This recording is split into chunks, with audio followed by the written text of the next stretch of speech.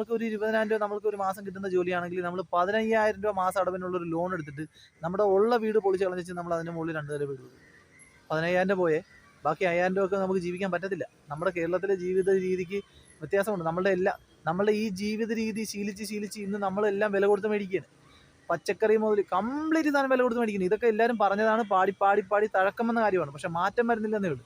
എല്ലാവരും പറയുന്നുണ്ട് ഇതിനെക്കുറിച്ച്, പക്ഷേ ഇതുവരെ മാറ്റം വന്നിട്ടില്ല. നമുക്ക് കൃഷിയില്ല, ഉൽപ്പാദനമില്ല, എല്ലാം നമ്മൾ വെളിയിൽ നിന്ന് മേടിക്കുക. മനസ്സിലാകുന്നുണ്ടോ? അപ്പം മേടിച്ച് ശീലിച്ചത് കൊണ്ട് തന്നെ നമ്മൾക്ക് എന്താ പറയുക, ചിലവ് കൂടുതലാണ്.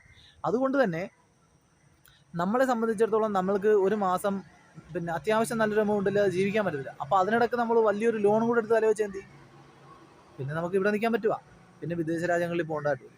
വിദേശ രാജ്യത്ത് ചെന്ന് അവിടെ ചെന്ന് കഷ്ടപ്പെട്ട് ഇവിടെ 8 മണിക്കൂർ കഷ്ടിച്ച് ജോലി ചെയ്യാൻ മടിയുള്ളവൻ അവിടെ ചെന്ന് 16 മണിക്കൂർ ജോലി ചെയ്താലേ ഇവിടെ പിടിച്ചിരിക്കാൻ പറ്റുള്ളൂ.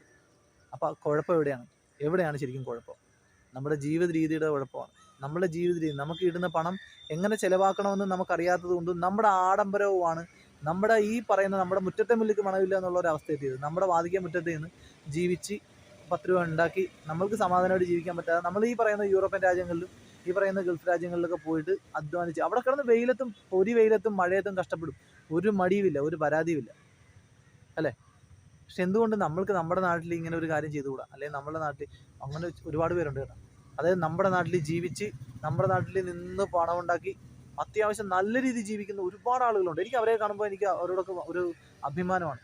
കാരണം എന്ന് പറഞ്ഞാൽ ഈ നാട്ടുകാരുടെ മുമ്പിൽ അവരൊക്കെ പിശുക്കന്മാരായിരിക്കും, അത് വേറെ, അത് പറയാനുള്ള കാര്യം പറയാനില്ല, അതും പറയേണ്ടത് പറയണം. നാട്ടുകാരുടെ മുമ്പിൽ അവരൊക്കെ പിശുക്കന്മാരായിരിക്കും, അവരൊക്കെ കൊള്ളില്ലാത്തവരായിരിക്കും, അടുത്ത കൈക്ക് ഉപ്പ് തേക്കാത്തവരായിരിക്കും. പക്ഷേ എങ്കിലും ഒരു കാര്യം മനസ്സിലാക്കേണ്ടത്, അവരാണ് ജീവിക്കാൻ പഠിച്ചവർ.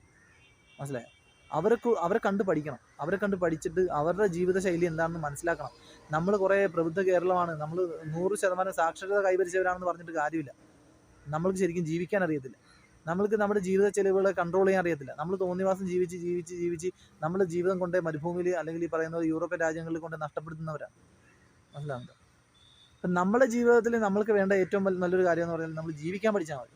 ജീവിക്കാൻ പഠിക്കുകയാണെന്നുണ്ടെങ്കിൽ നമ്മുടെ ജീവിതത്തിൽ ഈ പറയുന്ന ഒരു രാജ്യത്ത് നമ്മുടെ നാട് വിട്ട് പോകേണ്ടി വരില്ല. പിന്നെ വിദേശ രാജ്യത്ത് പോയി ജോലി ചെയ്യുന്നത് താല്പര്യമാണ്, സന്തോഷമാണെന്ന് ആഗ്രഹിക്കുന്നവർ പോട്ടെ, അത് അവരുടെ ആഗ്രഹങ്ങളാണ്. ഗതിയില്ലാതെ നമ്മൾ വിദേശ രാജ്യത്ത് ചെന്ന് പെട്ടുപോകേണ്ട അവസ്ഥ വരായിരിക്കും. മനസ്സിലായോ?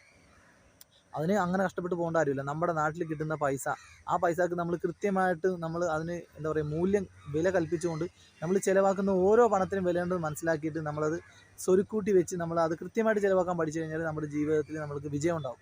നമ്മൾ ഈ പറയുന്ന പോലെ അന്യനാട്ടിൽ പോയി കഷ്ടപ്പെടേണ്ട ആവശ്യമില്ല. നമ്മൾ അന്യസംസ്ഥാന തൊഴിലാളികളെ ഈ പറയുന്ന സർട്ടിഫിക്കറ്റുകളും വിദ്യാഭ്യാസവും